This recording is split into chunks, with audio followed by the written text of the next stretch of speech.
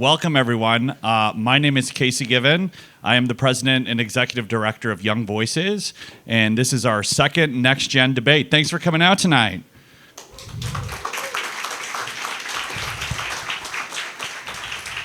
So just to tell you a little bit about Young Voices, we are a nonprofit talent agency for libertarian, conservative, classical liberal writers and commentators. If that sounds like you, if you're interested in kind of jumpstarting your career in policy, journalism, and academia, talk to me at the reception. I got a bunch of propaganda over there, our annual reports, pamphlets, all that good stuff. Our next round for applications closes in November 30th. If you are interested in learning more about writing, commentary, all that good stuff, check us out. We started this series this month to kind of inspire more conversations, especially about interesting, hot-pressing topics of the day. It's been a great success. I'm sure some of you were out for our first very wild and spicy debate just 2 weeks ago on the future of the American Communist Party. We'll see if tonight is as spicy. Hopefully not, but it'll be a good time nonetheless. So before we get started and I turn it over to our moderator, I want to introduce for a quick announcement, actually the man who inspired the whole kind of for us to start a debate organization, and that is Gene Epstein from the Soho Forum. Thank you, Casey. I'm so proud of these guys. They've been running wild and crazy debates. I attended the last one. My mommy was a commie. I have her FBI file to prove it. So for me, it was a sort of a return to my youth to listen to communism get defended at this previous debate. It was a crazy shit show, but incredibly entertaining. And I imagine tonight it will be similarly a crazy shit show, but really entertaining, and that's what matters the most. At the Soho Forum, we do it slightly differently, not quite the shit show, maybe not quite as entertaining, but interesting, hopefully. November 20th, we're going to have a one-on-one debate. We always do one-on-one, as these guys do, a one-on-one debate between two Argentinians. Imagine that. And they are going to be debating the merits and demerits of the Libertarian president of Argentina, Javier Milei. So that should be a fun evening. December 11th, we're going to have a debate on presidential immunity, and we're going to feature Glenn Greenwald. And there I really do urge you to buy tickets since he's a big draw. If you just go into Soho Forum, thesohoforum.org, you'll find the tickets are available. And if you grab Heckmit, you'll be able to find my email address on the back. And if you write me at that email address, he can give you a card. I'll give you a free ticket. Register as a student. It's only $10. So I hope to see you then. And unfortunately, I've got another engagement uptown, and we'll miss this debate. But I'll see the video afterwards. I think you're in for a great evening. And thanks for your attention. Bye-bye. Thank you so much, Gene. Really the grandfather of libertarian debates in New York, so really appreciate that. And I want to give another thanks to our partners at Civil. Civil is a new streaming platform kind of showcasing lots of free speech, open dialogue type creators and thought leaders. Completely free. Encourage you to check them out. They are broadcasting this debate live on their platform as well as X. So thanks for those of you tuning in. We will be featuring questions from folks when we get to the Q&A, not just in the room, but also maybe one or two folks from the live stream as well. So yeah, we'll have details about how to add those questions there too on the platform. And yeah, just one housekeeping note, since it is being recorded, if you ask a question, you will be on camera. But other than that, we will be having a fun evening. So with that, I'm going to turn it over to the guy who came to me to start with the idea after Gene, coming from Gene, to start this debate club, and that is the director of Next Gen Debates, Hekmat Aboukader.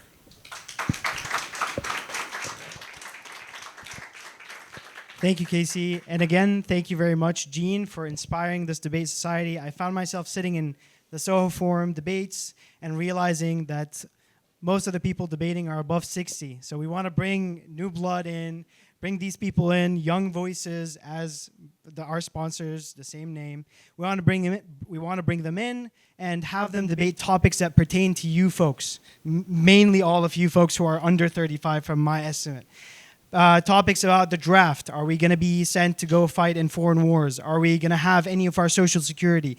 Are we going to be having to use pronouns we don't want to use? Such topics that pertain to us that we have little voice in them. We're going to try and reorient the conversation, bring those folks in, and take over control of the conversation, if only for one night, once a month. So thank you all for coming here. And regarding this specific debate, I want to quickly explain what the process looks like.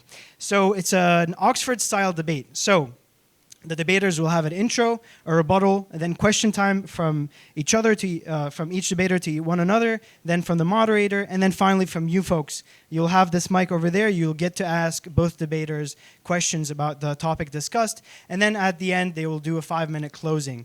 We start the debate with a quick vote where you show us where you stand on the topic. So with that, let me move to this slide here.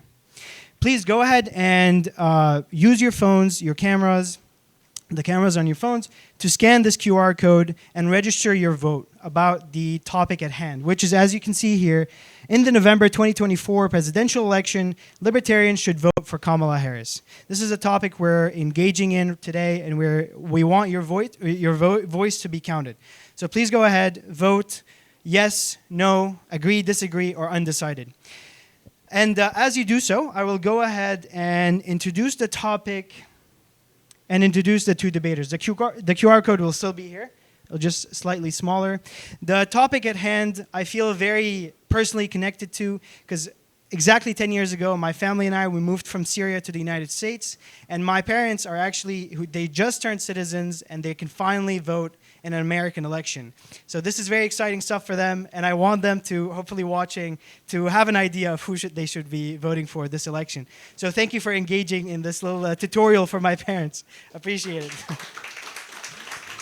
All right, with that said, please allow me to introduce Sean Fitzgerald, or also known as Actual Justice Warrior. Please, Sean. Sean is a famous influencer online. He just reached 400,000 followers, subscribers on YouTube on his channel. Congratulations, Sean. He will be taking the opposition, so he would be attacking the motion that Libertarians should vote for Kamala Harris. For the defense of the motion for the proposition, we have Joshua Eakle. Please, Joshua, come join us. Please. Joshua is the head of Project Liberal, and they reach 100 million people with their videos and content annually. So thank you both for joining us for this debate. Really, really appreciate it. So, folks, at this point, we're going to close the voting and open it up for the opening statements. I hope you had ample time to vote, and just keep that in mind. You're going to have to do it once more to see the winner of the debate, which will be decided by the person that sways more people to their side at the end of the debate. So the person who gets more of a change in the conclusion. All right, with that, let us commence. Sean, you have 10 minutes for your opening statement. So today's proposition, to me, is honestly a little bit ridiculous. Because if you were to construct a candidate out of nothing, and the sole premise of that candidate... Sorry, take the mic. Oh, okay.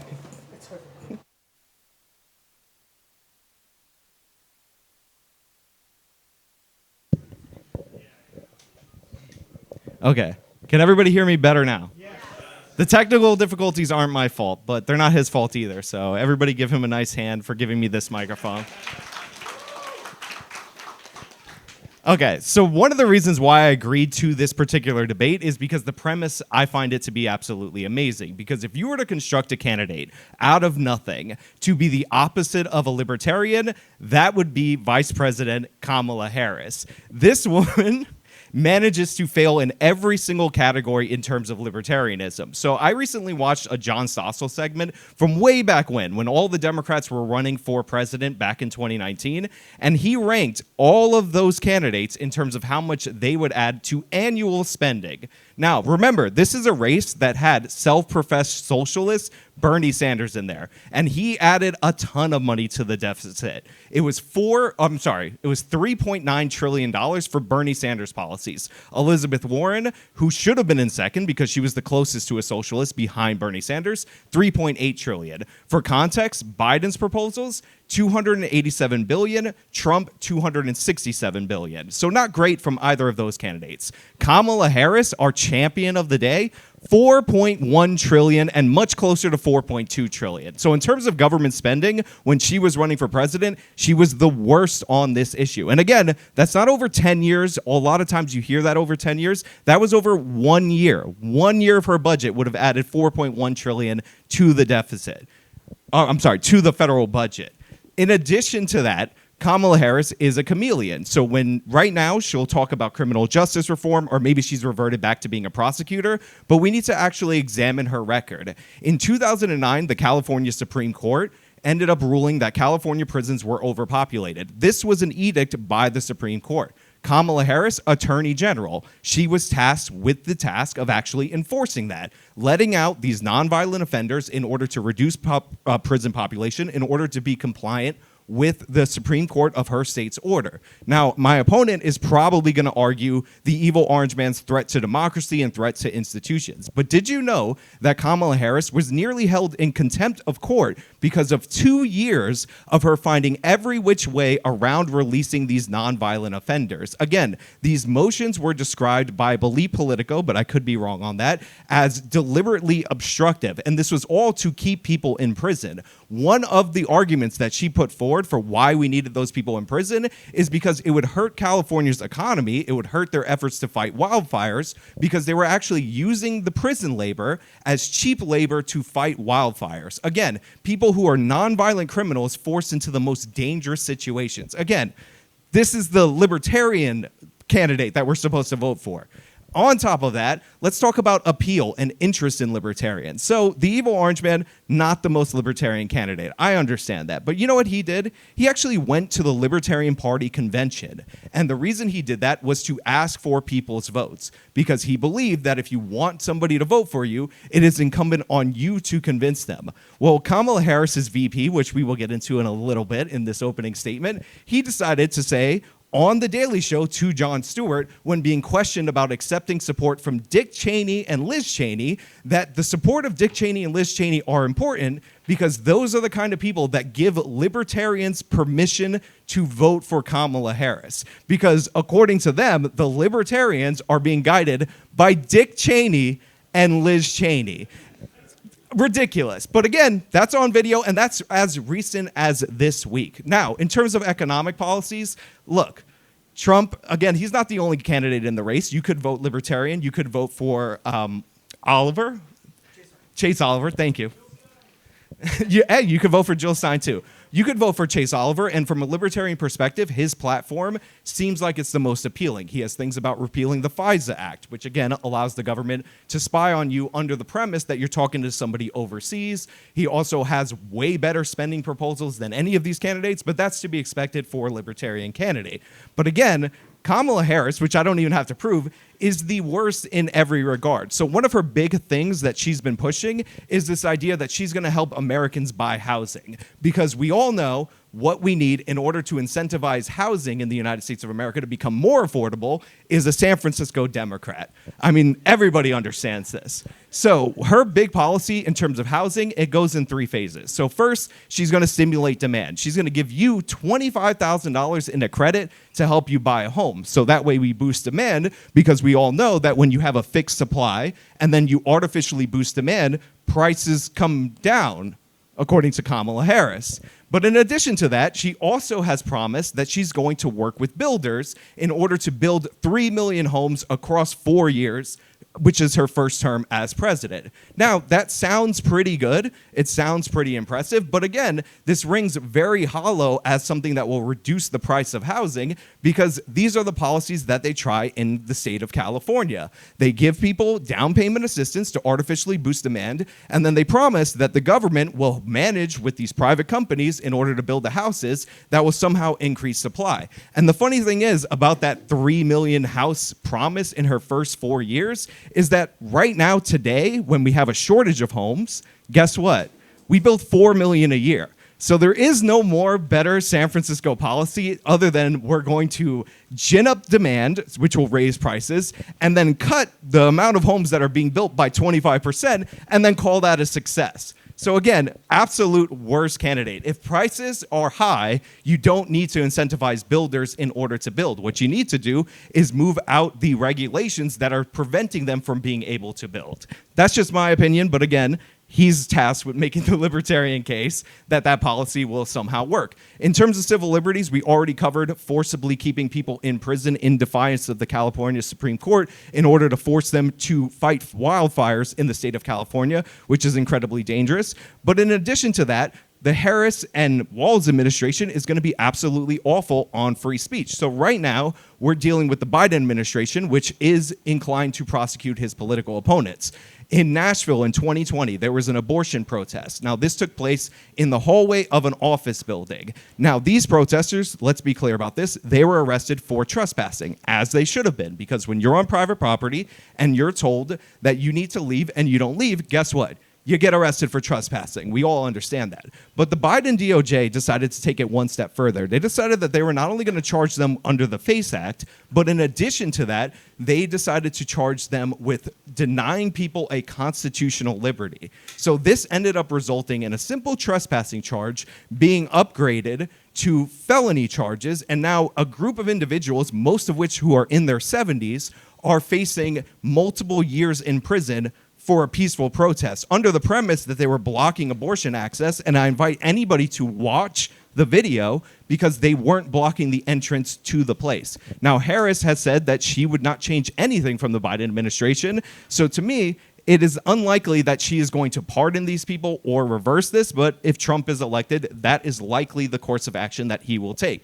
So in terms of First Amendment protections, Trump talks a lot about how he doesn't like flag burning or whatever thing that's bothering him during the day, Colin Kaepernick taking a knee, whatever this guy is tweeting about at 3 a.m, but I judge somebody based on actions. This did not happen during the Trump administration, but it happened during the Biden-Harris administration. And in addition to that, Tim Walz has said repeatedly, both in the debate stage and prior to being the VP nominee, that the First Amendment doesn't protect your right to misinformation or hate speech. These people are authoritarians. They're going to crack down on your First Amendment. In addition to that, we have the Second Amendment. And my favorite line from the libertarian hopeful Kamala Harris is that she is in favor of the Second Amendment. She's a gun owner, and she's not going to take away your guns, but she's in favor of an assault weapons ban, which means she's going to take away your guns. But in addition to that, it's actually come out that when she was San Francisco district attorney, she also wanted to come after your handguns. Now, it is incredibly impossible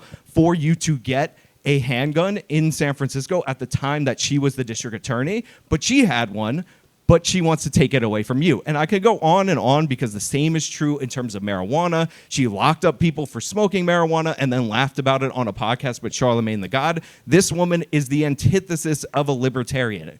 You could literally write in any candidate, living or dead, and you would make more use of your vote for the libertarian cause than Kamala Harris. That's it. Opening statement done.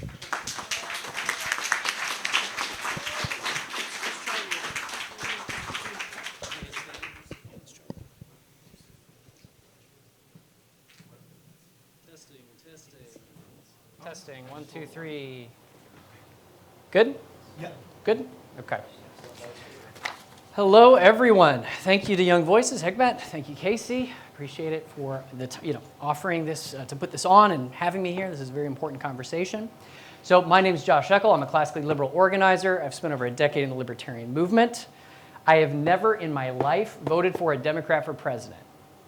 Ever since I was 18, I voted Libertarian third party. This year, I'm not going to do that, and I want to tell you why. So obviously, the resolution is a simple question. Should we vote as Libertarians for Kamala Harris?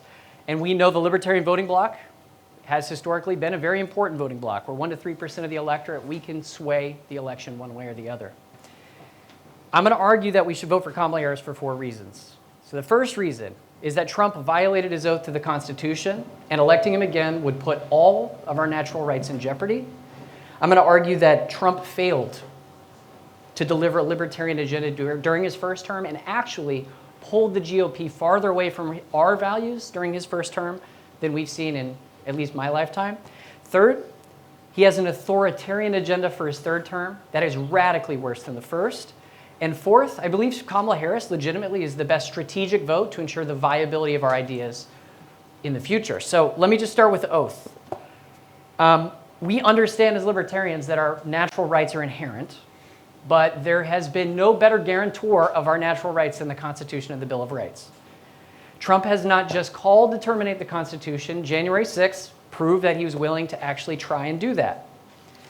I believe that his actions on January 6th do disqualify him from ever serving again. Leading up to the election, Trump's team said he planned to declare victory regardless of the election results on that night. After losing, sure enough, he declared victory without evidence, pressured officials across the country to overturn the results, lost 62 fraud cases, many of which thrown out by judges he appointed. He organized a criminal scheme to replace legitimate electors with fake electors, and then incited a riot to pressure Mike Pence into accepting those electors, those fake electors, on January 6th. And Pence confirmed on that day that Trump asked him to put himself over the Constitution. And Pence himself, his vice president, said that he should never be president again. So to this day, Trump has refused to concede. He's called to terminate the Constitution. He's pledged to pardon the Capitol rioters. And he's put J.D. Vance in his administration, somebody who's promised to do what Mike Pence wouldn't do. And it proves to me, January 6th, that Trump puts his personal pursuit of power above every other limitation. And as I said, the Constitution is the best guarantor of our natural rights. If we allow a president to unilaterally overturn it, all the other natural rights protected by are at jeopardy. The democratic process and the ability to choose our leaders is our #1 biggest stopgap towards tyranny. And there's a reason throughout history that authoritarians attack our electoral system first, and Trump is not an exception to that. So related to his first term wasn't a rejection of libertarian values, and it pulled the GOP farther away from our values than I've seen in my lifetime.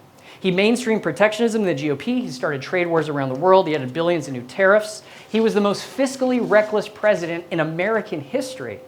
Even if you take out COVID spending, Trump exceeded in one term the entire federal budget increase overseen by Obama in 2 terms, and he approved twice as much 10-year spending as Biden did in his term. And that's excluding COVID spending, okay? Trump pushed to end the Fed's independence. He oversaw the printing of half the money supply in a single year, directly leading to the inflation that we saw over the last 4 years. It started ticking up 90 days after he left office. He didn't end a single war. He had the military involved in countless conflicts overseas. He killed tens of thousands of civilians with drone strikes, exponentially more than Biden. The majority of his vetoes, I'm not sure if you know this, 5 of his 10 vetoes were on legislation, bipartisan legislation, that limited his war-making powers. He then handed those war-making abilities to the Biden-Kamala administration. He also hid his drone activity from the public and gave the CIA broad powers to carry out drone strikes abroad without oversight. He was a champion of mass surveillance. He renewed FISA 702, attacked libertarians that tried to reform it, and he expanded domestic surveillance operations. He passed more gun control than any president I'd seen up until that point. He pushed red flag laws, famously saying he wants to take the guns first and go through due process later. He indicted Assange. He used the Espionage Act to silence whistleblowers. He routinely called the press the enemy of the people. He left office with a 20% increase in violent crime. He encouraged governors to dominate protesters. He praised law enforcement when they used excessive force. He embraced the drug war. He weaponized the federal government against states that legalized cannabis. He called for the death penalty for drug dealers. He rejected freedom of movement. He forced the American taxpayer to pay $15 billion for an ineffective wall and pushed inhumane treatment of migrants at the border. He oversaw the largest wealth transfer in human history, from small businesses to multinational corporations with the COVID lockdowns. He attacked governors who tried to reopen their states. He called to throw Thomas Massie out of the Republican Party because he requested a recorded vote on the first COVID stimulus bill. He never fired Fauci. He gave him a presidential commendation. So sure, Trump cut taxes. But if you look at his record in totality, specifically the mainstreaming of anti-libertarian positions on immigration, on spending, on trade. Trump's first term only pulled the GOP farther away from our values. So looking forward, Trump's promising an authoritarian agenda for his next term. He's promised to use the Alien and Sedition Acts to deploy the military to round up and deport millions of peaceful immigrants. He's promised to invoke wartime powers that give him the power to arrest and detain even American citizens without trial. This is the most authoritarian proposal that Americans have seen since Japanese internment. It would require widespread racial profiling, countless Fourth Amendment violations. It would be an economic disaster. It would immediately send us into a recession. Kamala has she's proposed to reform our broken immigration system and give people an earned pathway to citizenship. Trump has promised to make his first term spending like nothing. Assuming he doesn't deport 11 million people, his spending proposals would increase the deficit by $5.8 trillion over 10 years. Sean mentioned Kamala's spending proposals from 2020. Her spending proposals this year are 5 times less than that when you look at her actual budget proposal. Trump wants to raise taxes on everyone. He doesn't want to cut taxes. He wants to introduce a universal tariff that would cost taxpayers thousands of dollars every year on everything they buy. Kamala's rejected universal tariffs. Trump has endorsed the centrally planned regulatory regime by promising to protect single-family zoning, which is the #1 driver of housing prices. Kamala has promised to deregulate housing and reform single-family zoning, and among other issues. Trump has called for universal qualified immunity for police. He's called to implement a violent day where police are allowed to violently crack down on communities without repercussions. He's called for the expansion of legalized theft through civil forfeiture. He's called for nationwide stop and frisk. Trump supports ending, or Kamala, I should say, supports ending qualified immunity and comprehensive police reform. Trump is not a free speech candidate. He's called for the prosecution of Google. He wants to go after Google for showing search results he dislikes. He's called to repeal Section 230, which is the rule that makes social media companies functional. He's called to pull the broadcast licenses for news organizations that publish things he dislikes. He's called explicitly for price controls. He wants a government to cap credit card rates at 10%. That's 33% lower than Bernie Sanders' proposed price controls. He's called for military tribunals against his political opponents. And let's make note of this. Because of the recent SCOTUS ruling, Trump, who is a convicted felon, will take office with blanket immunity for all official acts he engages in as president. Kamala's pushed to end blanket immunity for presidents. And I'll get into this more. Kamala has moderated. I'll talk about this in my rebuttal from her stances in 2020. But I just want to make a commentary broadly on Kamala Harris. When you look at the trajectories of the two candidates, Kamala Harris, in many ways, is moving away from her far left flank. Trump is embracing it. Kamala is far from a libertarian. She has terrible policy proposals, many of them that Sean will bring up tonight. But she has not violated her oath to the Constitution. She hasn't tried to overturn an election. She is not a narcissist who's promising an authoritarian agenda. She isn't running a campaign centered on revenge. She hasn't promised to put the military in the streets. She isn't demanding the power to put citizens in prison without due process. And a vote for Kamala is not a vote to endorse the Democratic agenda. It's more than that. It's a repudiation of the direction the Republican Party is headed, and it's a vote to keep the door open for future opportunities for our movement.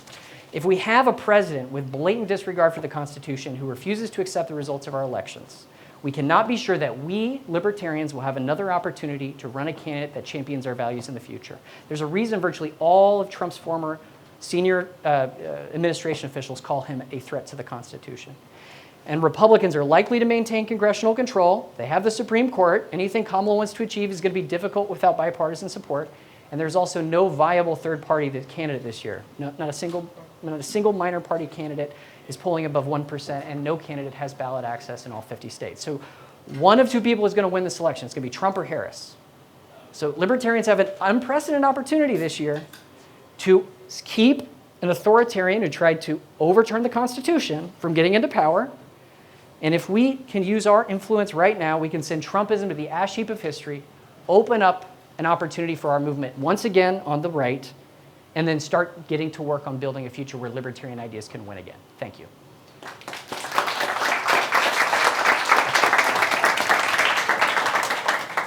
Now, Sean, please, for your rebuttal, 5 minutes.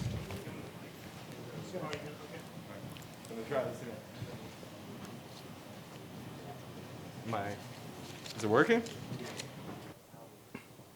Can you hear me? Can everybody hear me?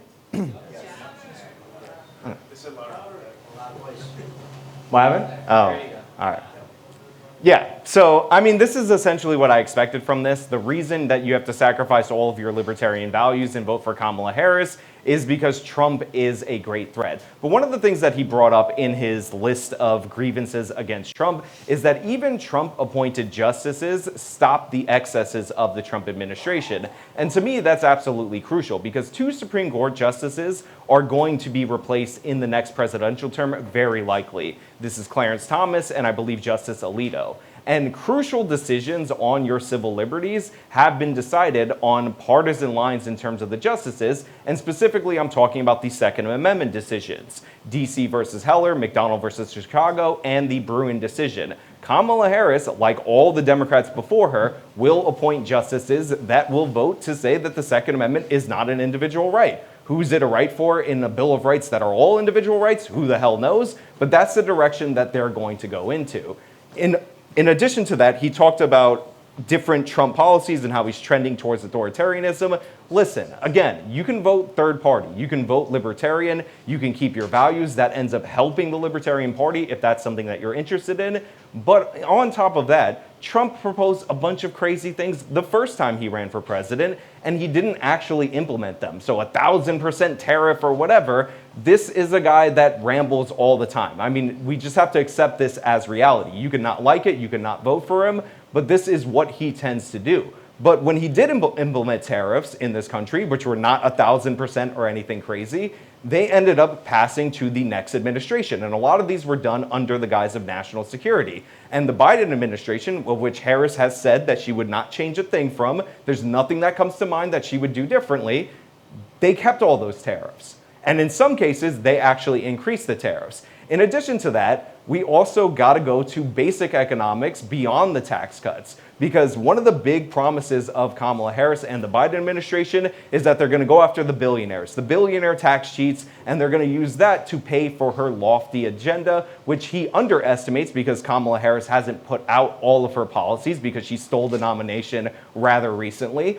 But in reality, what they did in terms of economics was not go after the billionaires. They went after you guys. When the American Rescue Plan, which was a completely unnecessary, even by Keynesian standards, stimulus plan that the Biden administration passed early on was tied up, the deciding factor in that tie vote was VP Kamala Harris. Tucked away in that act was that audit of any transaction over $600 if you're working in the sharing economy, which is what people call it, even though it's just the freelance economy. So when they have the chance to get power to go after the millionaires and billionaires in order to pay for their agenda, they don't do that. They go after you. By contrast, Trump has proposed no tax on tips. Kamala stole that proposal because it was so good in terms of politics. But in addition to that, he's also proposed no tax on overtime. So you have one guy that's at least trying to appeal to libertarians, as I said in my open, who appoints justices that have constitutional values, not leftist values, and actually proposes policies to aid the middle class. Now, again, he talked about how, in Kamala's housing plan, and I was hoping he brought this up, they actually have incentives to get rid of local zoning laws. And that's the big crux of how she's going to fix everything. And Trump, by contrast, has said we're going to protect the suburbs. Again, a policy I disagree with. But that doesn't mean that you should pick Kamala over Trump, especially since Joseph R. Biden promised this very same thing, and they had this same conversation leading up to the 2020 election. And did Biden pass this zoning reform? Did he incentivize these local jurisdictions? No, they didn't even bring it up. So I have no expectations that the VP of that administration, who has promised to change nothing from that administration,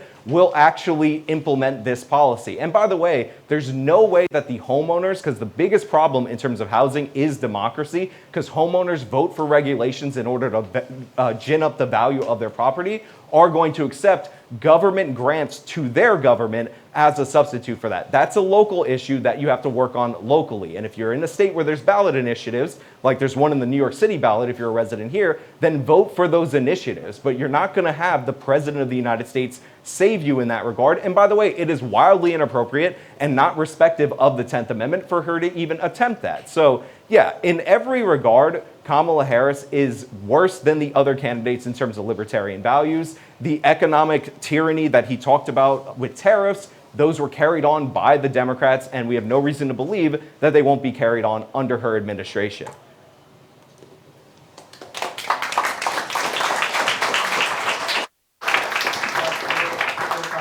Yeah, thank you. Ooh. So it is really important to come back to January 6th. There's a couple things I want to talk about on the policy side, but I want to make it very clear to you guys. I do not believe that Kamala Harris is a libertarian. Not by any stretch of the imagination. She's not a libertarian. The reason why I'm supporting Kamala Harris for the first time in my life this year is because I want to make sure that we can have the opportunity in the future to influence the political outcomes in this country. When we watched and read what came out from the DOJ over the last couple of years, or the last couple of weeks, related to January 6th, it shows an absolute blatant disregard for our Constitution and a willingness to stop the peaceful transfer of power. Under J.D. Vance's and Donald Trump's worldview, they have argued that Kamala Harris should have the ability as the vice president to not certify their election if they win this year. They absolutely, willingly, and intentionally worked to overturn and undermine the Constitution. So I say this before I go into the policies because if we cannot have a peaceful transfer of power, we will not be able to kick Kamala out. We won't be able to kick Donald Trump out. We won't be able to kick any candidate out. That is the first thing that underpins everything, everything that makes democracy function. But the GOP has not moderated. It's become far more sycophantic. So Donald Trump can, and he is not mincing words about this, he does intend to introduce a 20% universal tax. He does not want to cut taxes. If you look at Trump's tax cuts and you add on his 20% universal tax proposal, Trump's tax proposal would increase the expenses for Americans at every level except for the top 4% of earners. And it would absolutely harm the economy. It would throw us into recession. It would cause a massive decline in economic output. And this is actually one of the things I wanted to mention related to the spending proposals, that this assumes that Donald Trump does not get his way with mass deportations. If Donald Trump actually comes through with deporting 11 million peaceful immigrants, our GDP in the United States is going to drop 4 to 6%. So that $5.8 trillion number I mentioned in my opening remarks related to Trump's spending proposals, the number that is currently 5 times higher than Kamala's, is assuming consistent GDP growth. If Trump actually delivers on what he's promising, we're going to see immediate recession, and we're going to see economic decline. So here's the situation with this. Sean can attack Kamala Harris for this policy proposal or that policy proposal. Donald Trump has no policy proposals, as Sean even alluded to. He literally flies by the seat of his pants, uses his Twitter account. There is not a coherent policy proposal on virtually any issue that he's running on. So we have a situation where we have a sycophantic GOP that's been carved out, and many key stakeholders like the chairwoman is his daughter-in-law, many people across the country are the election denialism is the litmus test for whether or not you can be in the Republican Party at this point. We have the sycophantic Republican Party. We have this candidate who's senile, old, unhinged, acts out of impulse, with all these economic and policy proposals that would cause economic devastation to our country. And we want to mince words on whether Kamala has this bad policy or that bad policy. The truth is, we will not, we need to make sure that we defeat Trump to not only ensure that we have a peaceful transfer of power, but we don't go into an immediate economic crisis. And I'm happy to go back and forth in some of the conversation with Sean on some of the specific policy proposals. But yeah, fundamentally, Trump is not only economically dangerous, he's dangerous to our liberties, and he's dangerous to the Constitution. And as a father of 2 young kids, I'm not willing to take a risk on that with someone who has shown significant disdain for the peaceful transfer of power. All right. Thank you, Josh. All right, folks. At this point, we will invite the two debaters to ask each other questions that they think that the other debater didn't address enough in their opening and rebuttal. Please go ahead. Sean, you can start if you'd like.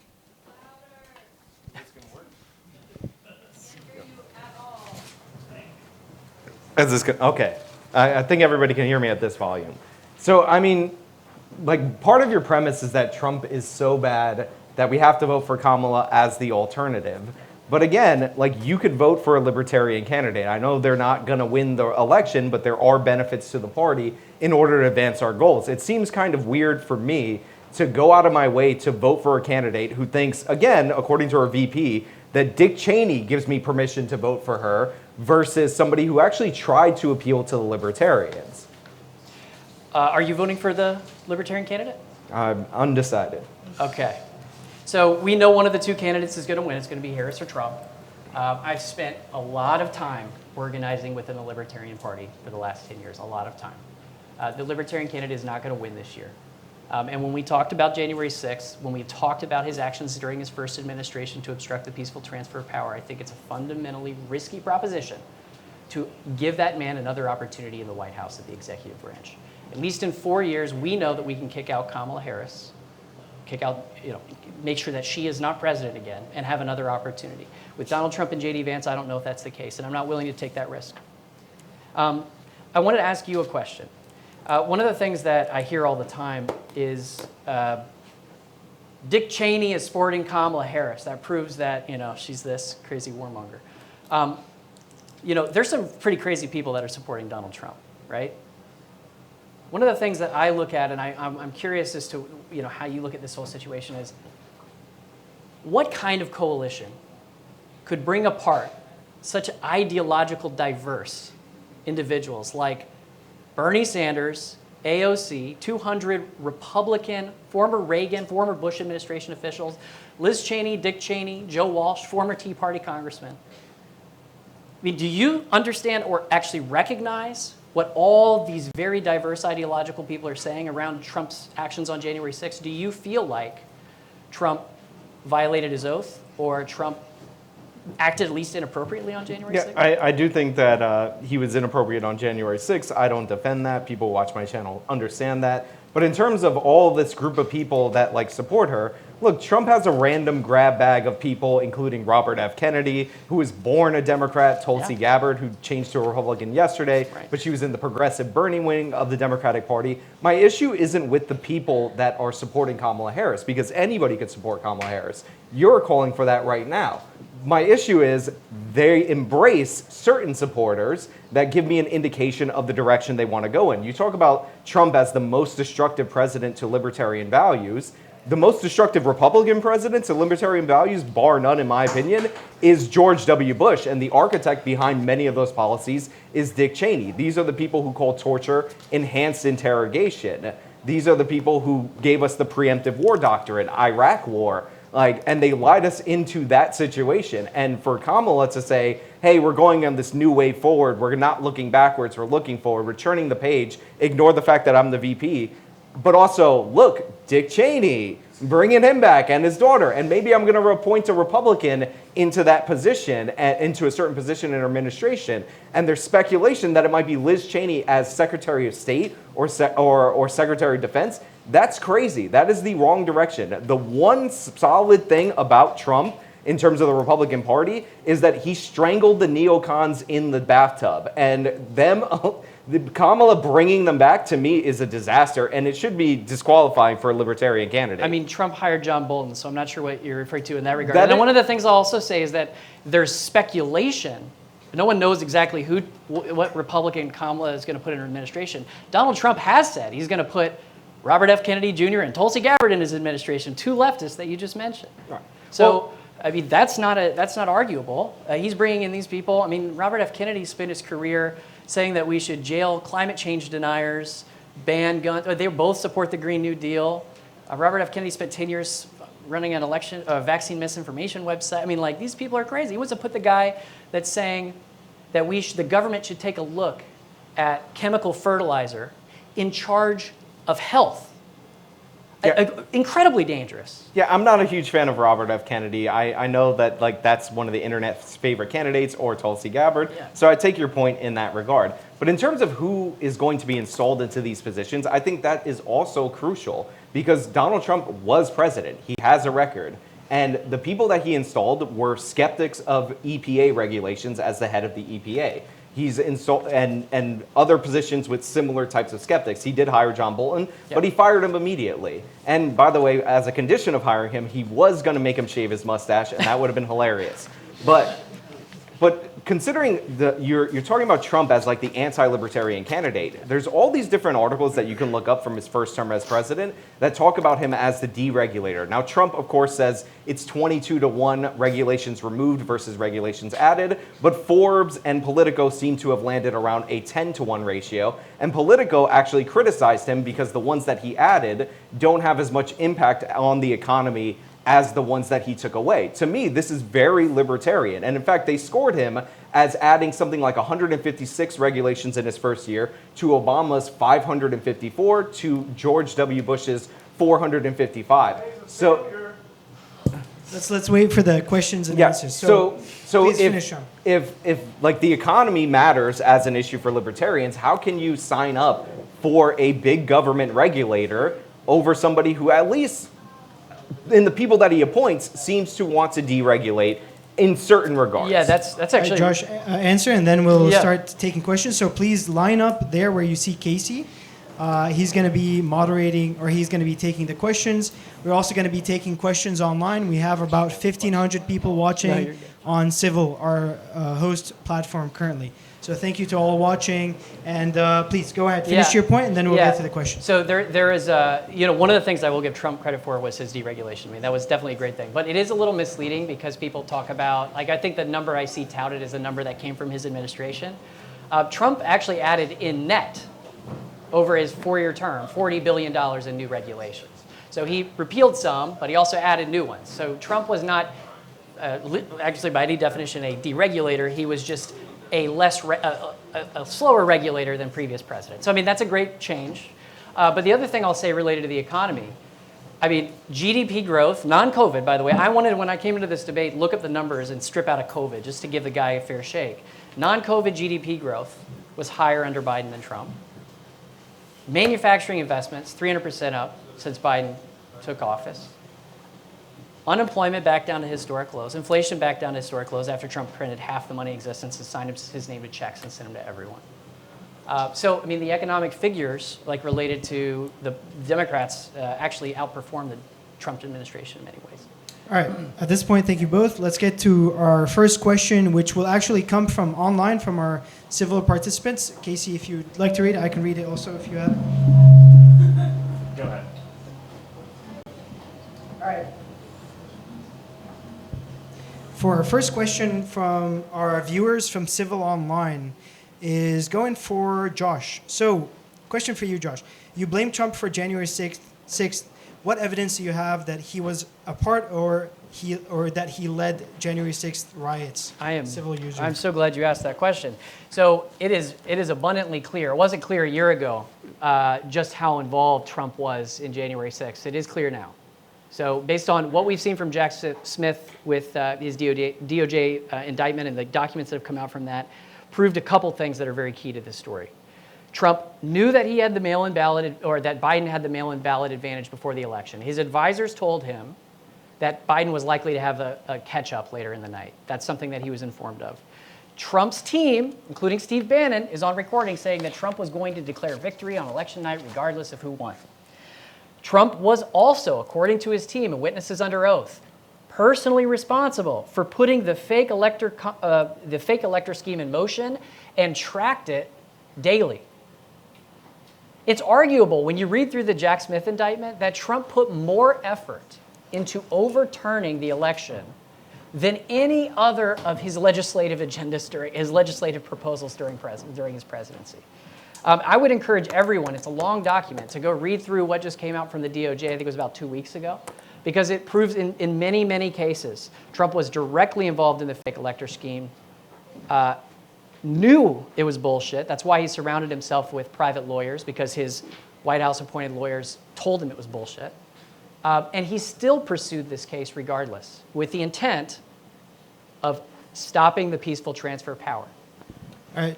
Sean, would you like to comment on the same question? What was the question? Trump's About involvement in January Trump's guilty of leading the January 6th riot.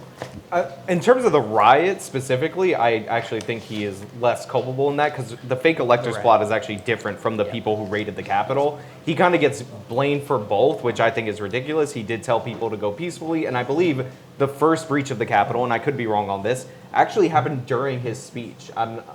No. No? Okay, I could be wrong on that. But he didn't send them over to go do that, and there is records of him asking for National Guard and the Speaker of the House refusing that. Now, granted, there are reasons for that. A lot of people say she set it up. I think that's a little conspiratorial. It's more about not having troops at the Capitol building like during this process, I think. So I think it's a blunder in that direction. But as far as the riot, I actually think his responsibility is totally overstated. Yeah, I don't even want to talk about the riot. January 6th, Nancy Pelosi had nothing to do with the National Guard. The National Guard was reporting to Donald Trump. Donald Trump's responsible for deploying the National Guard to D.C. Nancy Pelosi had nothing to do with that, just for clarity. All right, let's get to the first question from the audience. Please go ahead. So I'm sorry, but this will be about January 6th. It's actually very, very relevant to what you just said, and I'm wondering if, Josh, if you could speak to the confusion and deliberate distortions that are coming from very low-quality conservative press that are either the people writing this stuff are deliberately lying or very confused, but they highly fragment information to make it appear that certain things are true. Can you just speak to that? Well, I mean, that's like the entire strategy is to throw out a bunch of lies. This is basically the entire MAGA strategy when it comes to the way that they've been managing this election, is throw out a bunch of lies that are very hard to disprove and cause a bunch of fires, and then you have these fact checkers that have to go back and through. Some of these things stick, like the Pelosi January 6th National Guard thing sticks. I keep hearing that all the time, which is completely untrue. But you know, I think that for those of us that want to combat these narratives, I actually agree with Sean. Like, we don't need to focus on whether he incited a riot or not. You need to look at what he did behind the scenes with the fake elector plot. You need to look at it. I mean, if a Democrat would do this, everyone in this room would be outraged. But for some reason, because he's a Republican, I have libertarians coming to me and saying it's not a big deal. No, I mean, he was personally involved in this plot. He conned fake electors across the country. He introduced this fake elector scheme before a single alternative elector even came forward in any of the swing states. He was personally responsible for it. And so, I mean, I think if you just focus on the elector plot, it's probably the best way to do it because that's the most clear, I think, example that really cuts through the bullshit on this. Sean, would you like to comment on the same question? Yeah. Not the question as a whole, but I think the Cheesebro guy, that particular attorney, is the one who came up with this plot. Eastman, I think, right? Oh, okay, yeah. Eastman, and isn't it in his book? I have a weird feeling that Donald Trump, the reality game show host, did not come up out of his mind with the fake elector scheme, like on his own. I think that's a bit of an exaggeration, but I'll let the next question come. All right, to the next question. Please go ahead and make it brief. We have a lot of questions. Got it. So I just wanted to ask a quick question about, so there was a statement that was made by Josh that that it's the nature of an authoritarian to immediately undermine the election results as soon as it comes out. It's like am I correct? And that's well, what yeah, it's just throughout history you could see authoritarians attacking the electoral process. It's something that often happens. Thank you. So if we look back to 2016, we can see that there was massive disinformation about Donald Trump's victory when they stated that it was only done through Russian bots and Russian interference with the election. What do we say to it being a kind of this new trend to immediately, either side, whoever loses, to undermine the election immediately, when it was first the Democrats who undermined the election in 2016? I mean, Hillary conceded on like election night, so I'm not sure you could equate those two in any way. I mean, there were people online, and there was an investigation into Russian interference in our elections, which, by the way, I mean, I'm not sure if you guys have read the Tenet indictment. Russia is still trying to influence our media and our minds, and they're funneling money into many people in the MAGA movement to do so. So that's still happening. It wasn't to the extent that a lot of the people on the far left might claim it was, but it is happening. But there's no equating this. Like, Donald Trump spent months and invested time to create, as one federal judge calls it, a coup in search of a legal theory out of thin air, and he has not conceded to this day. he has pledged to pardon the 1,000 people that went into the Capitol. He called 2 years ago to terminate all the rules found in the Constitution because of it.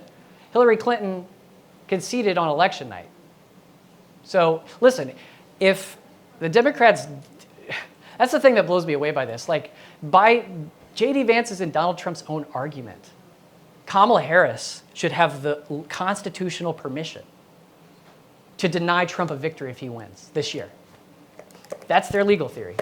Sean, would you like to comment? Yeah.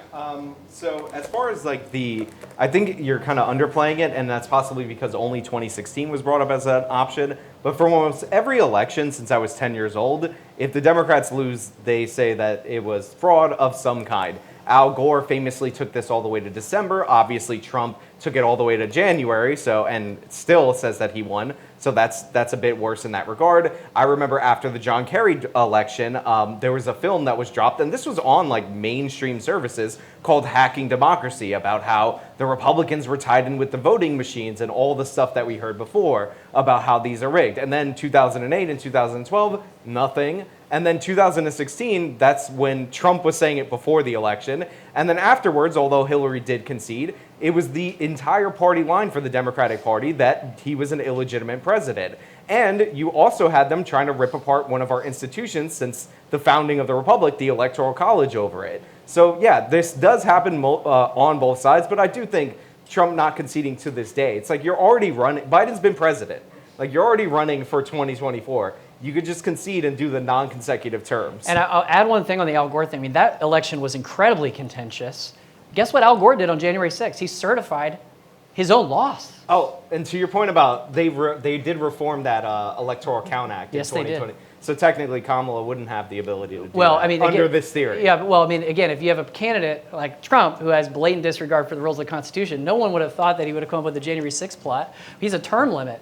What kind of legal theory is he going to come up to try to get around that? I mean, this was literally, there was not a single vice president in the history of the country that said they had the authority to not certify an elector. It was bullshit.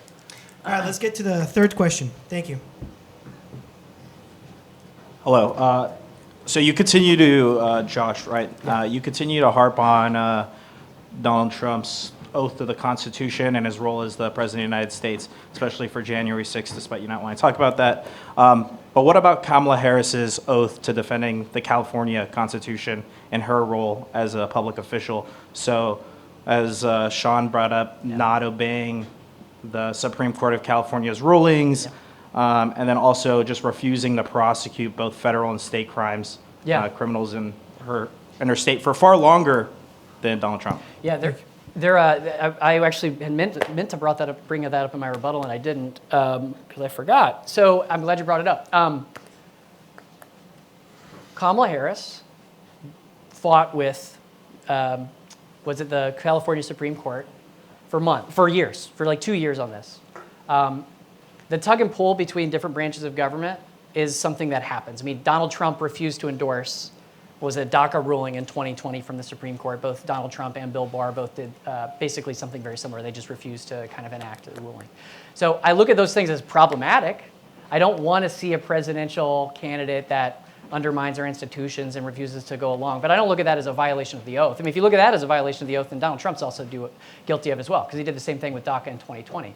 But one thing I will say, because Kamala Harris was a prosecutor, and she worked for law enforcement, and some of the worst cases that I could think about related to Kamala Harris go back to, I think it was her time as Attorney General, when there was a story which really resonated with me where police had created fake information to like get this guy in prison, and then this whole thing happened. Donald Trump wants to give people like Kamala Harris and the police that framed that man universal qualified immunity. Like, I mean, you can't argue that Kamala Harris was a bad prosecutor that helped the police abuse people when your argument is that we should give the police universal qualified immunity for every crime they commit. They can't ever be convicted. That's Donald Trump's plan. It's crazy. Sean, would you like to comment or take a question? I could take the. Well, actually, I could comment about the qualified immunity thing. This was invented by the courts out of nothing, and part of the reason why people want to get rid of qualified immunity is because they want you to be able to sue police officers. This is more of a civil thing than a criminal thing.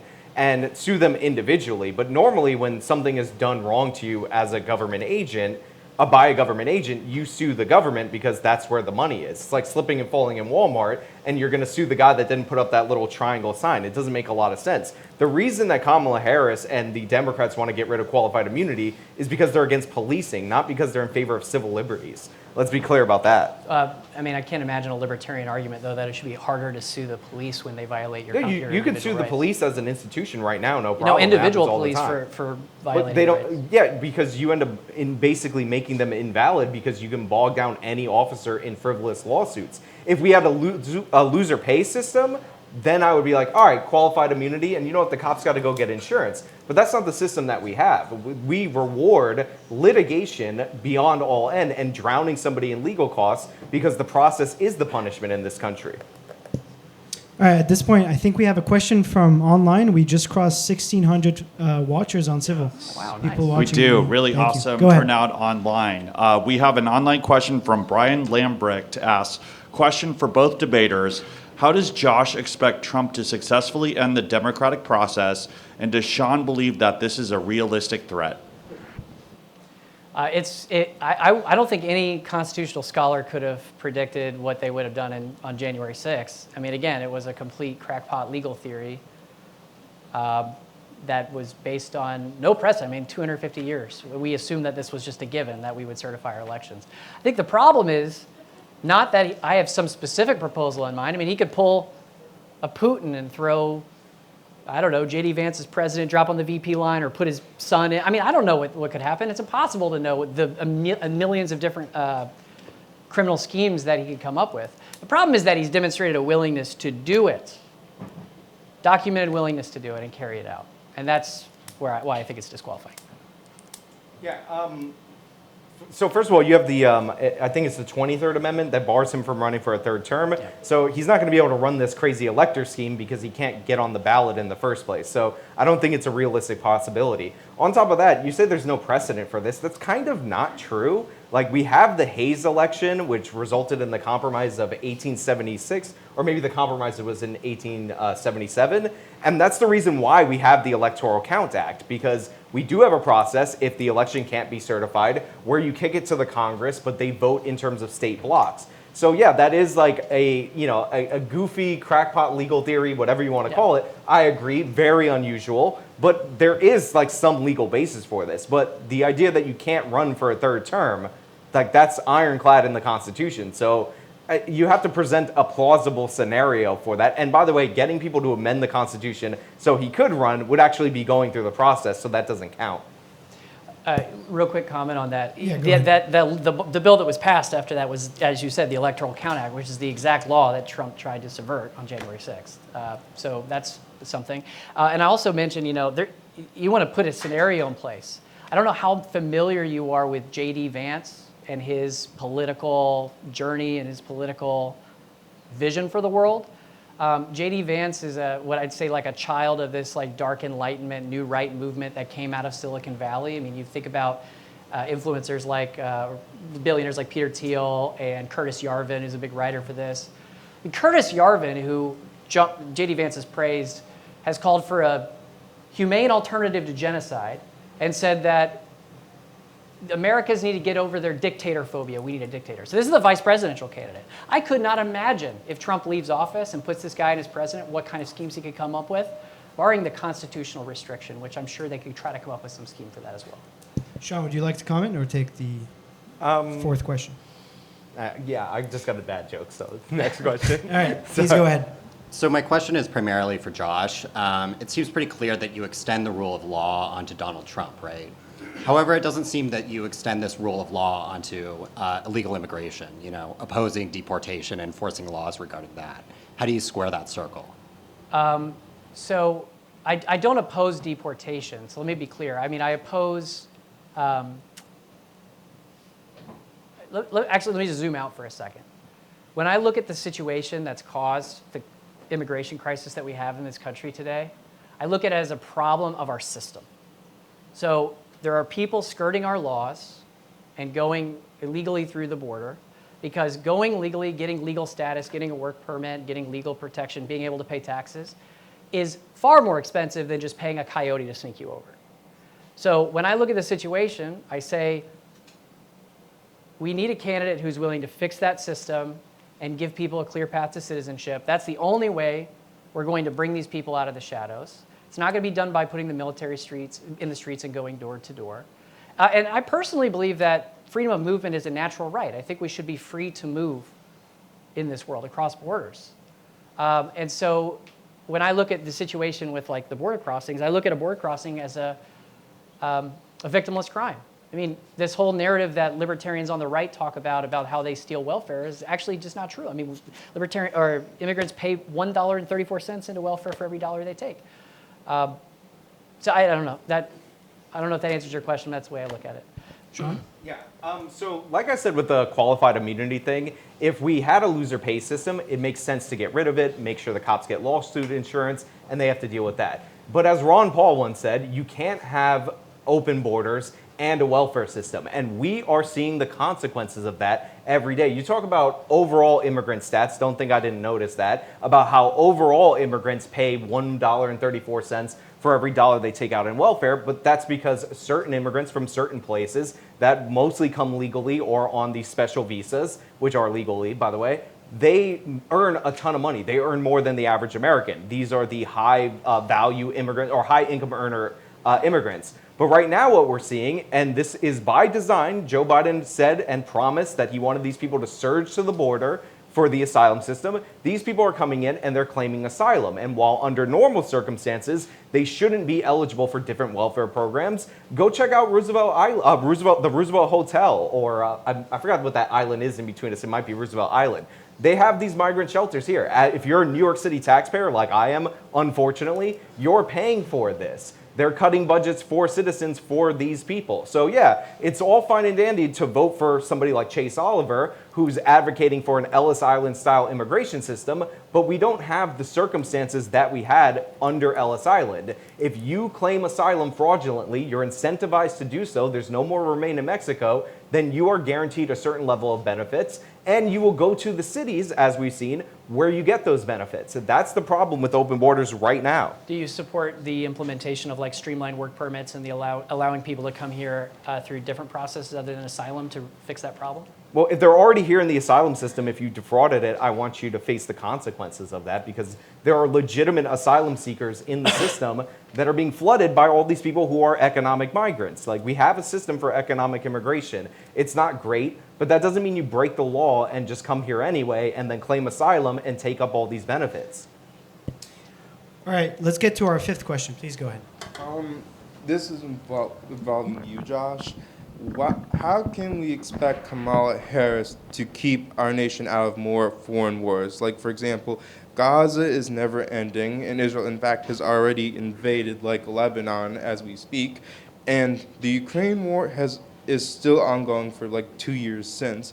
How should we expect her, as our expected presidential-elect, to, like, keep us out of more wars, like China or Iran? So the way that I look at this situation is, I mean, we could look at the outcomes of the Biden-Harris administration. I mean, we did end a war in Afghanistan, a war that Trump never ended. We did radically cut down drone strikes. I think Donald Trump killed 18,000, or committed 18,000 drone strikes to Biden's 500. One of the things that I believe, and this is controversial in libertarian circles, is that helping our allies like Ukraine, especially when they're fighting a war against an authoritarian country that tries to annex them, providing them with help, if it's overseen by Congress, is a way for us to avoid boots on the ground. And for that reason, I think that that approach is it's not a pro-war approach. I think it's more of a pro-peace approach. Sean, would you like to comment? All right, let's take sixth question. Please go ahead. Hello. Question for both. Sorry, tall. Question for both. Focusing on the Libertarian to support Kamala over Trump, how would you go forward on the local areas, essentially thinking their support, their backing, their involvement with the greater government for their local government to any one of the local areas?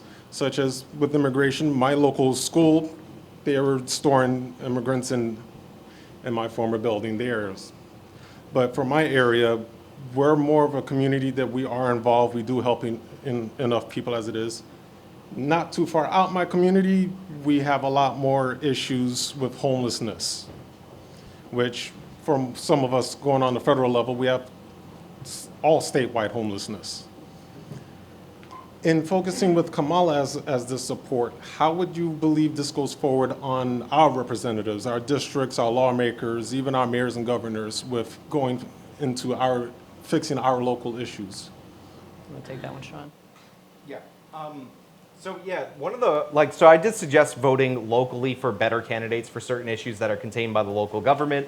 But unfortunately, immigration is a federal issue. And in fact, if you try to enforce immigration law as a local government, if you think that's a good strategy, then you will face federal persecution for that, which we've seen with Texas, with their barriers and all that. The thing that I fear is, he's talking about how they're going to put forward a pathway to citizenship, and that's going to solve this problem. I think that will incentivize more people. We'll end up with this new underclass, and then we'll have the pressure for a pathway to citizenship all over again. I think that's the result of the Reagan thing. But the thing that I fear is that even the pathway to citizenship isn't even going to happen, because we basically saw Kamala, who was in charge of the border for like the first 3.5 years of the Biden administration, ignore this issue, say that there was no crisis. Oh, they're running out of resources in everybody's communities. That doesn't exist. I'm in Guatemala. I'm talking about root causes. You come see me later about the border. And if they can just ignore that major issue for 3.5 years, suddenly pretend to care about it, and then win election based on that, then that doesn't incentivize them to fix that problem. That incentivizes them to go right back to ignoring it. So I feel like that issue is going to get significantly worse. We're not going to get a pathway to citizenship. He even said Republicans are likely to retain the House of Representatives in this election. So we're just going to end up with more and more people flooding the system. Because make no mistake about it, and I'm sure everybody's savvy enough to know this, the only reason that she's talking about this is because it's a top issue in the election, and Trump polls way better than her on this. For the first time in American history, mass deportations had a majority, not a plurality, support from the general population. Specifically on immigration. Quick response, and then we'll take a Yeah. couple more questions and call it for the Q&A session. Please go ahead. Yeah, so actually just lost my train of thought. Specifically on immigration, I don't think it would be in the worst interest of Kamala Harris or the Republican Party or the Democratic Party to take immigration out of the news. I mean, it's like one of the major things that cause the Republican Party to lose their minds every year. But Biden, repatriated 5 million people, which is the most president has repatriated since George W. Bush. Border crossings right now are at a 4-year low. Border crossings over the summer were at the same level that they were in June of 2019. I would look at, actually, one of the things that bothers me as a libertarian who wants to see an open Ellis Island style immigration system is I have seen Kamala move closer to the Republicans' position on this, tightening up asylum rules and tightening up the restrictions. But immigrants are not, it's not a zero-sum game. Like, when immigrants come into the country, they're usually coming here because we have an excess of jobs. I mean, if you look at immigration and map it over the amount of open jobs in a market and in the economy, there's typically a correlation there. I mean, when you look at just the last 4 years. They're coming here to work. Their demand raises the cost of living for everyone else because they're here to consume. They're here to do things. And so, yeah, I mean, I hope the Republican Party and Donald Trump doesn't do what he did last year by trying to shut down an immigration bill or some sort of bipartisan solution. It's possible that he will. Even if he's not president, he might try to shut it down again. All right, let's take one more question from the audience on civil, and then we'll take a couple more questions, but you'll have to address them in your closing remarks because we're running out of time. Please go We're ahead. at 8:45, so should we just go down the line, maybe? Yeah, and go they with can the do- civil question real quick, and Okay, then, yeah. sounds good. Yeah, so there's a number of questions on civil about the character of Kamala Harris, specifically addressed to Josh. Like, do you really think that she's being a truthful person, that she would be a good president? And two, what do you think about the fact that she skipped the primary system in terms of electorally and was just chosen by the party? It's impossible to look into somebody's mind. As I said, didn't support Kamala in 2020. I think that the fact that she's not ideologically possessed is probably a good thing because she's going to follow the incentives. So if she moderates and she gets more support from moderating, it's likely going to pull her towards the center. The last thing I want to see is an economic populist, like a far left in the president. I want to see somebody who's much closer to the center than to Bernie Sanders. And I think that she's not ideologically possessed. So I actually think that's a win because we can make sure that the incentives are there to pull her away from economic populism. The whole, democracy with Kamala Harris getting put on the ballot is like a big concern troll, like it's a threat to democracy. I hear this all the time from MAGA. MAGA screamed for years about how senile Joe Biden was. And then Joe Biden, because he's not in a cult, listened to his party and stepped down. And the candidate who got the most votes in the primary took his place, Kamala Harris. Parties are private entities. The last thing I want as a libertarian is the federal government stepping in and telling me how to run my private party. I dealt with this fight in Tennessee for years. I don't want the federal government involved in how these parties choose their candidates. So I don't look at it as anti-democratic, and I think the delegates endorsed her. She got the most votes, and Joe Biden, thankfully, is not in a cult, so he quit, unlike Trump, who is rambling, incoherent, talking about Arnold Palmer's slang at rallies. It's pretty crazy. Sean, would you like to address? Yeah, just really quickly. The Cenk Uygur got more votes than Kamala Harris in the primary. She got none. She wasn't on any ballots. She was the vice presidential candidate. No, you vote for the president. Biden could have replaced her if he wanted. That would have been perfectly normal because the presidential nominee picks the VP. Now, granted, I know a lot of people were complaining about Biden being senile. Most of them were complaining about that, like RFK Jr., so that they could have a Democratic primary. Kamala told you that he was all aces, top of his game, the best that there was, and one of the reasons why is because she couldn't win a Democratic primary. I mean, the crazy thing about this, because she's raised over $1 billion, is that $30 million in Joe Biden's campaign coffers decided the nominee over 14 million votes in the Democratic primary because she was the only candidate Biden could transfer that money to. Mega party donors basically extorted him. Biden was saying that he's still in the race.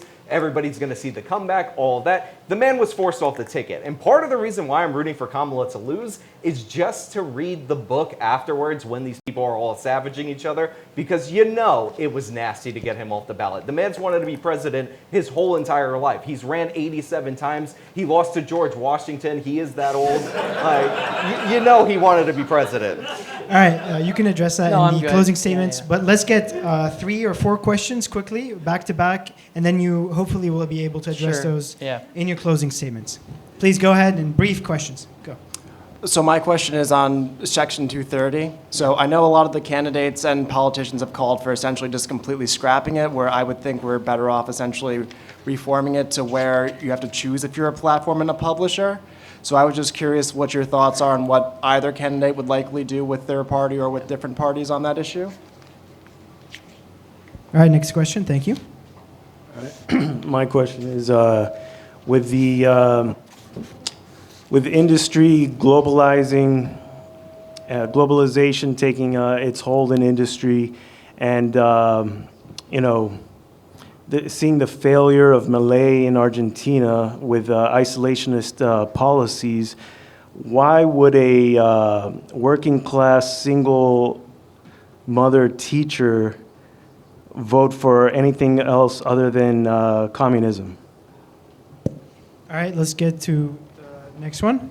Thank you. Okay, in 5 words or less, what is the root of democracy? That's it. And last 2, if we can, quickly. Good evening, gentlemen. My question is more about, more for Josh on this one. Why would libertarians, maybe even moderate Democrats or anyone in between, want to vote for someone like Kamala when you have a lot of people who benefit from New York City's taxes, where there's a lot of programs and such, and they're going to illegal immigrants that are coming here, and it's not hurting just in one level. It's the federal, state, and city level, where it's pretty much having everyone want to pick Trump because what they see is that immigrants are coming in, they're skipping the line, and they're getting help. So I guess my question is pretty much, why would you vote? All right, last question. Thank you. Thank you. Don't let my size fool you guys. I've been hearing a lot about Russia, but I do want to know from both of you in regards to your perspective on what your candidate can do about China. I lived in South America for a year and a half, and the ongoing influence is kind of alarming. I'm also Hispanic, and I'm seeing that very much in Mexico, where I just came back from living from, where they're negotiating deals in terms of debating whether they should start trading with the Chinese yen. No, that's Japan, or I could be wrong. Thank you. Thank you. So, yeah, just what is your candidate's perspective on that and how they would help in terms of that growing influence? Perfect. All right. Thank you. So at this point, we would like to ask Sean for his closing statements. You have 5 minutes. Just remember, for the last couple of questions, Section 230, isolationism, somehow communism made its way back to this debate as well, and then immigrants and how to deal with China. So if you'd like, you can come and take the podium for the closing statement. 5 minutes. Okay. Oh, you want me to take this one? All right, I'll take this one. All right. I think pretty much I've made a solid case for not voting for Kamala Harris. I do want to address some of the questions that were asked. If I could borrow that paper so I could remember all of them, I'd really appreciate it. So Section 230 Section 230 I actually think is pretty valuable. It's the thing that prevents these platforms from being able to be sued based on claims that third-party users make. And yes, Trump has spoken out against Section 230 and about regulating social media companies, mostly in screaming in tweet form about them, but he took no action in that direction. As president, he threw an executive order that was ineffectual in like the waning days. Kamala Harris doesn't believe that Twitter should be able to have different terms of service than Facebook. So the idea that one is pure on this topic and the other isn't, to me, is ridiculous. Like, they're both not great. Again, maybe a reason to vote for a Libertarian candidate. Handwriting, Jesus. For Argentina, I don't even know that one. I'm sorry, guys. So as far as why a single mother shouldn't vote for a teacher, I'm sorry, a single mother teacher shouldn't vote for a communist. That's obvious. Don't vote for a communist. It's not going to improve your life. It's never worked. It's not going to work next time. It's not going to get better. In terms of China, we have one party that seems to be aligning closely with China more so than the other. Trump has strong rhetoric against China. I'm not somebody who's really into intervention. Unless it's absolutely necessary. But the fact of the matter is the Chinese gaining influence is at the expense of the American people. They are trying to gain influence to push us out of certain areas so that they can have, instead of one superpower, a dual superpower world. And I don't want to live under those times. That's what the Cold War was all about. So I actually think that Trump being China skeptic, and his tariffs are not the most libertarian thing. But remember, they were promised to bring inflation during his term. But what ended up happening was the manufacturing ended up moving to Vietnam and other countries in the surrounding areas, so the American consumer didn't pay all that much more, and we ended up weakening China, which was the objective. Now, Trump is crazy. He thinks tariffs save the economy. I understand that, but the national security people around him had him use that power for national security. So yeah, I know I missed one of these questions, but I don't remember exactly which one. No, you got it. Oh, okay. As for Argentina, I don't think Milei has failed, by the way. The inflation has reduced dramatically under his term, especially compared to what he had. But in conclusion, Kamala Harris, again, if you were to craft a libertarian candidate out of the mud, breathe life into her, it would still be an anti-libertarian candidate. It would still be more libertarian than Kamala Harris. If she was trying to knock it out of the park on how to piss off every libertarian, then I don't think anybody could have done a better job. She's basically the Barry Bonds on steroids, 73 home run year candidate for the antithesis of a libertarian. In terms of immigration, again, the libertarian position is more open to immigration. But the fact of the matter is, the reason that we are in the problems that we have is because we have a welfare state. And like I said, as Ron Paul said, you can't have open immigration and a welfare state. Trump at least understands that. He wants to get rid of the people that are committing asylum fraud. He talked about them going door to door. Again, there's thousands of them in the shelter. That's like one door. And in fact, most of them are in tents. So I don't even know how you would knock on a door like that. Pretty easy, pretty simple solution right there. And yeah, so Chase Oliver, great platform. I would definitely recommend voting for him, especially if you're in a non-swing state. It definitely helps the Libertarian Party. But if you want to vote for Donald Trump, I think you have a more solid Libertarian case. Again, unless your primary issue is the events of January 6th and all of that nonsense, which, by the way, was like the one Republican riot, not to mention all the riots that happened under the Democrats.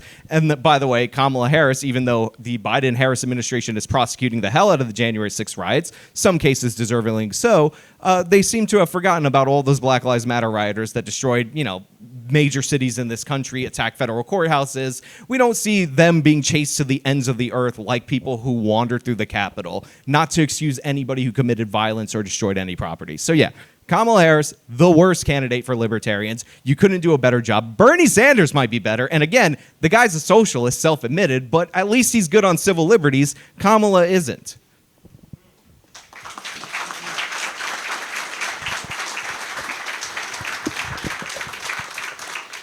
Okay, addressing some of the questions first. Yeah, I'm going to bounce around because I didn't write these in order. Yeah, Milei has not failed. I mean, he's done pretty good at cleaning up Argentina. He's also got a lot of disagreement with Trump, but I won't get into that because I have a limited amount of time. Section 230 is not to be understated. Section 230 is the rule that shields social media companies from liability for content posted on their platform.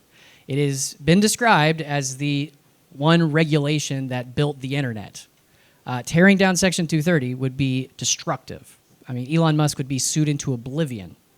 Okay, if you're a fan of Elon Musk, Section 230 is the reason why he can even run his platform with his own moderation rules. Okay, so and Kamala has not called to repeal Section 230. Both Trump and Hillary Clinton have, for what that's worth. Globalization has definitely not failed. Globalization has led to the greatest cost of living increase, the reduction of poverty, the destruction of child mortality. Economic liberalization that's happened over the last 100 years has been the greatest boon to humanity that we've ever seen in our history. And Donald Trump as a candidate wants to isolate us from the world, not only from a foreign policy perspective, but by throwing up 20% tariffs and by dropping imports. He is going to not only cost American consumers significant amounts of money, $3.9 trillion, somebody of that degree. He's also going to destroy jobs in the United States because exports will decline due to retaliatory tariffs. And he's going to raise taxes on every single person in this room, unless you're making like over $1 million a year. The root of democracy, I think, is the consent of the governed. I don't know if that's a good answer, but I look at that as kind of the thing that birthed democracies. And then on China, yeah, I mean, China's a really difficult one. Actually, the whole tariffs thing, I get the argument for some strategic tariffs. I was reading the other day that Donald Trump wants to put a blanket tariff on China, which would include Taiwan if China gets involved in Taiwan in any way, which seems very destructive. I'm not sure if everyone's aware of the dynamic in Taiwan. I mean, the most advanced semiconductors in the world are produced in Taiwan. It's called their Silicon Shield. It's basically like their nuclear weapons program, because if you invade Taiwan, Taiwan will stop selling you semiconductors, which are required in the most advanced machinery and technology. So I do think we need to have a strategic approach. I think Kamala's looked at that. I mean, I think actually, with the exception, there's elements of this bill I don't support, but the CHIPS Act that Harris and Biden passed did result in manufacturing investment locally to build semiconductors in the United States. And that has been, extremely driven the manufacturing investment in the United States in the semiconductor space. I think that's a good strategic approach to reduce our reliance on China. But I will close by saying this: in no way is Donald Trump a pro-civil liberties candidate. We didn't get to have enough time to get into the nuance here, but there are so many examples related to the specific call to bring the Alien and Sedition Acts back, which is, you need to look at this law. These laws allow the president to detain and arrest American citizens without trial. If Donald Trump wanted just to go after immigrants, if all he wanted to do was go after immigrants, he has broad power to go after undocumented immigrants. He does not need the Alien and Sedition Acts. There's a reason why he brought that up. When you look at his involvement on January 6th, read Jack Smith's indictment. he was personally involved in trying to stop the peaceful transfer of power, and I cannot devise what scheme he will try to come up with again. And I know that J.D. Vance has said clearly that he sees no problem with this and he would have overturned it. And I'll close with this since I'm running out of time. In my entire lifetime, the Libertarians have looked at the Republican Party as our greatest ally.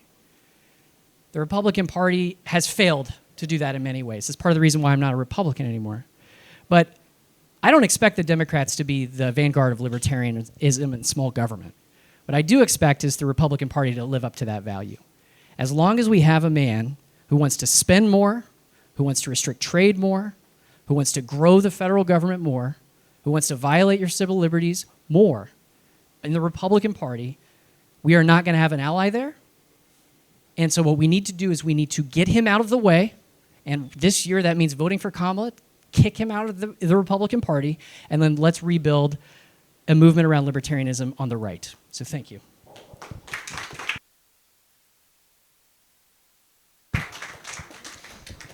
All right, everyone, at this point, please whip out your phones one more time and vote. Vote for the post-debate tally to see which one of the two debaters was successful in swaying more people to their side. So please go ahead and do that now. And as we do that, let me once more thank you all for coming. We really appreciate it. This is our second debate. We plan to have many more, hopefully one or at least maybe even two a month. And the topics will, again, pertain to young folks, the issues that interest them. And please, do not plan on leaving. There's an open bar, and the debaters will stick around. We'll have a little bit of a party situation. So if you're here, if you have some time, please stick around, have a drink with us. And I would also like to thank, we have 2,600 people watching us online through Civil. So thank you for those watching at home. We really appreciate it. Thank you for participating in this debate. And at this point, let me get a quick view. Okay, some people are still voting. Casey, would we like to make any statements for Young Voices in the future? Any other events we would like to talk about? Yeah, sure. Just as Heckmat said, we'll hopefully be announcing one more debate before the end of the year, TBD. We'll email you, keep you posted on that. I will say we do have a happy hour coming up on November 19th with the groups, the State Policy Network in America's Future. It will be at McHale's Bar and Grill in Midtown. So if you check out joinyv.org, you'll see more details about that. And yeah, hopefully many more debates to come. And have I filibustered long enough? Yes, you have. Yes, you have. Great. It's time for the results. Let's have a little bit of a drum roll, everyone, please. All right, so for the pre-debate tally, the agree vote was 13.95%. The disagree vote was much higher at 70%. The undecided was at 16.30%. The post-debate, we have 8.9% for the agree side. So it's a decline of about 5% for Josh. And for the disagree side, for whether we should vote for Kamala Harris as Libertarians, rose to 91.1%. So that is a change of 20%. Congratulations, Sean, on a well-earned win. Congratulations, both of you, for an excellent debate. And thank you one last time for everyone here and online.